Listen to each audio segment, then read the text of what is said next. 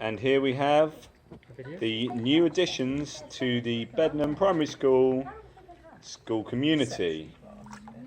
Oh, that one keeps trying to stand on one leg. I think they're Shall we name some of these ducklings, children? One of them could be called Gizmo. Okay, one of them's called Gizmo. Don't let them get water on it, it'll turn into a gremlin. Oh, too late. She's too young for that. And don't ever feed them after midnight. No. Like Oh. it says on Doodle's t-shirt. What else should we? What are the names? What other names? Hulk. No. I said one could be Fluffy. Fluffy, Did you call him Hulk, did you? Gizmo, Fluffy and Hulk. Yeah. So we have 3 more. Ugly. Ugly, No. So we have one called Brenda. Yeah.